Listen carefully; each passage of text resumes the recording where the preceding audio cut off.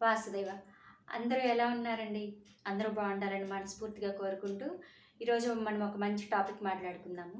అదేంటంటే మనం వినే ఉంటాము. అందరూ అంటూనే ఉంటారు, "అబ్బా! ఈ రోజుల్లో ఎవరున్నారు? వాళ్ళ గురించి పట్టించుకునేవాళ్ళు, పక్క వాళ్ళ గురించి ఆలోచించేవాళ్ళు. ఎవరి స్వార్థం వాళ్ళకి ఎక్కువగా ఉంది. ఎవరి పనులు వాళ్ళే ఎక్కువగా అయిపోయాయి" అని అనుకుంటూ ఉంటాం కదా! ఇంకొక పాయింట్ ఏంటంటే, అయినా ఎవరి పనులు వాళ్ళకే ఎక్కువగా ఉన్నాయి.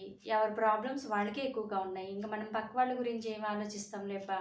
అని అనుకునే వాళ్ళు కూడా ఉంటున్నాము. ఉన్నాము కూడా. ఎందుకు ఉన్నాము, ఉంటున్నాము అని ఎందుకంటున్నానంటే నేను కూడా అనమాట. ఒకప్పుడు మా ఫ్రెండ్సో లేకపోతే మాది చిన్న కిరాణా కొట్టు. మా కొట్టు దగ్గరికి వచ్చిన వాళ్ళకి కానీ, లేకపోతే మా ఫ్రెండ్స్ కానీ, మా ఫ్యామిలీ కానీ ఇలా చూస్తూ చూస్తూ ఉంటే ఎవరికైనా ఏదన్నా అవసరం వచ్చినా, ఏ ఇబ్బందొచ్చినా గానీ మేమందరం కలిసి షేర్ చేసుకొని వీలున్నంత వరకు చక్కగా చేసుకుంటాం అనమాట. రాను రాను ఏమైందంటే అవి మేనేజ్ చేసుకోలేకపోవడము, వాటి వల్ల వచ్చే చిన్న చిన్న మనస్పర్ధలు కానీ, సమస్యలు కానీ ఏవైనా సరే, ఇవన్నీ ఆలోచించిన తర్వాత నాకేమనిపించిందంటే, అబ్బా! ఇవన్నీ కాదు. ఎవరి పనులు వాళ్ళే చూసుకుందాము. ఇది అనవసరమైన ఇదిగా ఉంది అని చెప్పేసేసి రాను రాను తగ్గించేశా అనమాట. తగ్గించేసి నా పనులు నేనే చేసుకోవడము, నాకు అవసరమైనవి నేను చకచకా చేసుకోవడము, అలా ఉంటున్నాను. అప్పుడు నాకేమనిపించిందంటే, అబ్బా! పనులు త్వరగా అయిపోతున్నాయి. చక్కగా ప్రశాంతంగా ఉంటున్నాను. అనవసరమైన ఆరాటము, పరుగు, ఇలా చేయాలి, అలా చేయాలి, అబ్బా! వాళ్ళకి ఇది మనం చెయ్యాలి అనని అనవసరమైన ఆరాటం అయితే లేదు కదా! ఓకే. బావుంది అనని అనుకున్నాను. అది కొన్ని రోజులనమాట. ఇంక రాను రాను రాను రాను నాకు అర్థమైంది ఏంటంటే, అది కరెక్ట్ కాదు. ఎందుకు కరెక్ట్ కాదు అంటున్నాను అంటే, అలాగా నా పనుల వరకు నేను చూసుకోవడము, తర్వాత కొట్టు దగ్గరికి వెళ్ళడము, కొట్టులోకి అవసరమైన పనులు చేయడము, మళ్ళీ ఇంటికి రావడము. ఇంకా మిగతా ఖాళీ టైమంతా ఏం చేస్తున్నాను, నేను టీవీకో లేకపోతే ఫోన్‌కో అతుక్కుపోయాననమాట. దానివల్ల ఏం జరిగిందంటే, రాను రాను నా మీద నాకు ఇంట్రెస్ట్ తగ్గింది. కుటుంబానికి అవసరమైన పనుల మీద ఇంట్రెస్ట్ తగ్గింది. ఫ్రెండ్స్‌కో లేకపోతే కనీసం మన ఓన్ ఫ్యామిలీ మెంబర్స్‌కి అవసరమైన పనులు చూడడం కూడా తగ్గిపోయిందనమాట. ఏంటంటే స్కిప్ చేయడమో, లేకపోతే లైట్‌గా ఏదో అలా అలా చేయడమో, ఆహ్, అలా జరుగుతూ వచ్చిందనమాట. తర్వాత తర్వాత ఎప్పటికో నేను అబ్జర్వ్ చేసుకుంటే, అసలేంటి ఇలా ఉన్నాను? ఇది కరెక్ట్ కాదు కదా! ఇంతకుముందు ఎన్ని పనులు చేసేదాన్ని, ఇలా అన్ని పనులు చేసేదాన్ని, ఫ్యామిలీకి అవసరమైనవి చేసేదాన్ని. ఫ్యామిలీ ఏదైనా తినాలనుకున్నా వాళ్ళకి అవసరమైన చిన్న చిన్నవి, అంటే పెద్ద వంటలో నేనసలు ఎక్స్‌పర్ట్ ఏం కాదు. కాకపోతే ఫ్యామిలీ, పిల్లలు తినాలనుకున్న ఐటెమ్స్ మాత్రం వీలున్నంత వరకు ఇంట్లో చేయడానికే 100కి 99% ప్రయత్నిస్తా అనమాట. బయట ఫుడ్ మేము తెచ్చుకోము. అలా అలా ఉండేదాన్ని కాస్త ఇప్పుడేంటంటే, ఓకే. ఇప్పుడు గూడా బయట ఫుడ్ తీసుకురాను కానీ, ఇంట్లో చేయడం అయితే ఏదో అలా చేస్తున్నాననమాట. ఏదో బలవంతంగా చేసినట్లు, లేకపోతే సింపుల్‌గా అయిపోయేవి చేస్తున్నట్లు అలా చేస్తున్నాననమాట. ఇవన్నీ గమనించుకుంటే నాకనిపించింది, ఓకే. అసలిది కరెక్ట్ కాదబ్బా! అనని అనిపించింది. ఎందుకు కరెక్ట్ కాదు అనని నాకనిపించిందంటే, నా అభిప్రాయం మాత్రమే షేర్ చేసుకుంటున్నాను.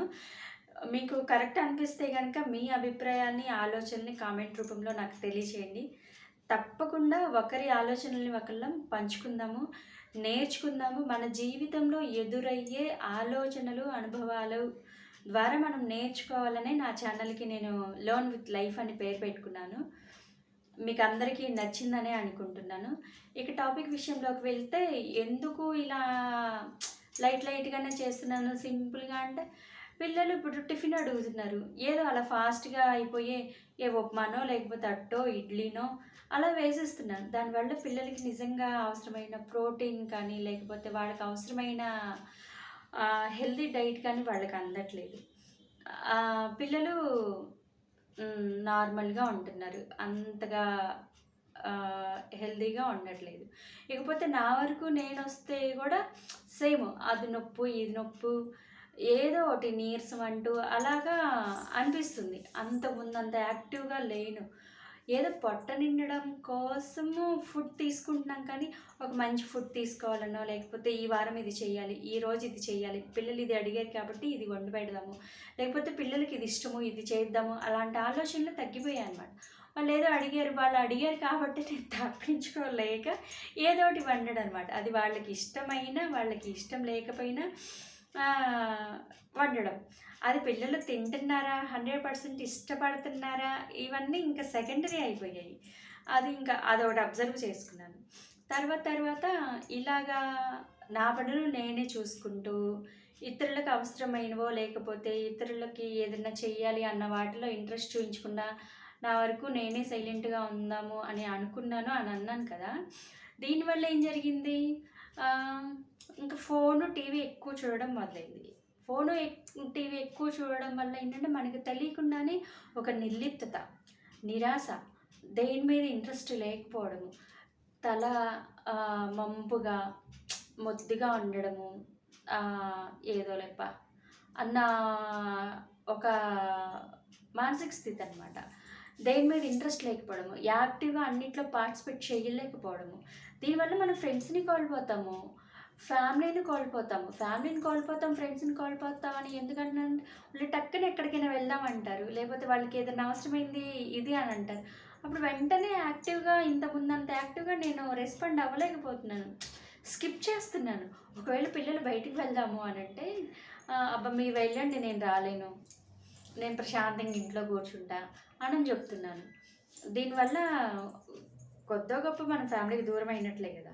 అవునా? ఇంక అంతే కదా! ఫ్రెండ్స్‌తో మాట్లాడడము తగ్గిపోయింది ఆటోమేటిక్‌గా. ఇంకప్పుడు నేను ఒక్కదాన్నే కదా! ఫోను, టీవీ అన్నప్పుడు మనకు తెలియకుండానే ఫోను, టీవీ ఎంత ప్రభావం చూపిస్తుందో చూసారా? మన ఆరోగ్యాన్ని లాగేసుకుంటుంది. మన కుటుంబాన్ని లాగేసుకుంటుంది. మన సంతోషాన్ని లాగేసుకుంటుంది. మన యాక్టివ్‌నెస్‌ని లాగేసుకుంటుంది అని నాకు అర్థమైన తర్వాత, నో, ఇలా ఉండకూడదు. నాకు అనిపించిన అనుభవాలు మీతో షేర్ చేసుకోవాలి అని చెప్పేసేసి ఒక్కొక్కటి మాట్లాడుకుందాము. నాలాగే ఎంతోమంది ఉండుంటారు గదా! అని అనిపించిందనమాట. ఈ ఈ ఆలోచన మీద, ఈ ఎక్స్‌పీరియన్స్ మీద మీ అభిప్రాయాలు షేర్ చేసుకోండి. నెక్స్ట్ మరో మంచి విషయం మీద మనం మాట్లాడుకుందాం. బాయ్ అండి.